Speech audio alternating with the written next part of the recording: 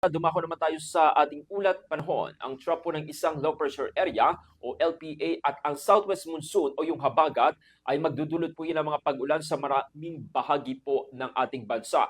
Ayon po yan sa latest forecast ng Pag-asa ngayong araw po ng Sabado. Ang LPA ay maghahatid po yan ng mga maulap na kalangitan at mga kalat-kalat na mga pag-ulan at thunderstorms sa mga rehiyon po ng Ilocos, Cordillera, Central Luzon, Batanes, Babuyan Islands. Samantala, dito naman po sa dako ng Metro Manila, Calabarzon, Mimaropa, Bicol Region at mga bahagi po ng Visayas ay makakaranas din po ng mga parehong kondisyon dahil pa rin po yan sa umiiral na hanging habagat.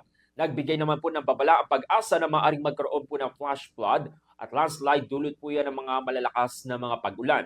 Samantala, dito naman po sa natitirang bahagi po ng ating bansa ay makakaranas naman ng bahagyang maulap hanggang sa maulap na kalangitan na may mga isolated na mga pag-ulan o thunderstorm. Dulot pa rin po yan ng umiiral na localized thunderstorm. Sa mga baybaying dagat naman po, asahan naman ang mga katamtamang hangin at katamtamang dagat sa kanluran at hilagang bahagi po ng Luzon. Samantala, habang ang iba naman po ay bahagi ng ibang bansa o bahagi po ng ating bansa, ay magkakaroon naman po ng mga magaan hanggang sa katamtamang hangin at bahagyang hanggang sa katamtamang alon. Good morning, Batangas.